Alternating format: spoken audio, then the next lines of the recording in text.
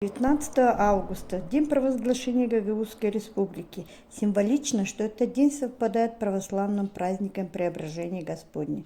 Как будто какая-то небесная сила собрала в 90-м году народных депутатов на съезд, и их души были пронизаны словами из молитвы: «Да дарует Господь истинное преображение душам нашим, да спасет и помилует народ наш». Saygılı köylüler, pahalı dostlar. Her bir halkın yaşamasında kendi saygılı günleri var.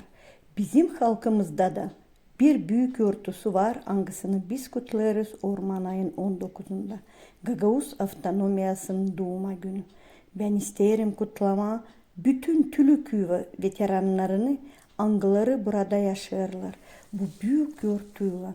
İsterim şükür etmek hepsine, kim zahmetini saymadı, sağlığına bakmadı, vakadını halkın hizmetine koydu.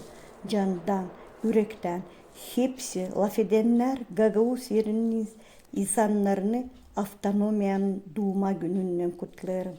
Sağlık, birlik, kuvvet hem Respublikanın ilerletmesine iyi başarılar dilerim.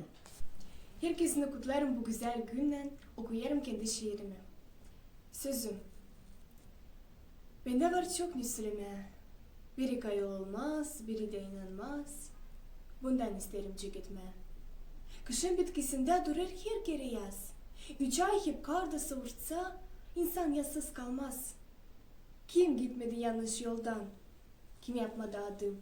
Akıl doğar yanlışlıktan. Onsuz olmaz akıl. Yollar var sol, yollar var sağ. Bitki seçim kalır sana. Ama isterseydin uzağa, becer vakitlendir günma.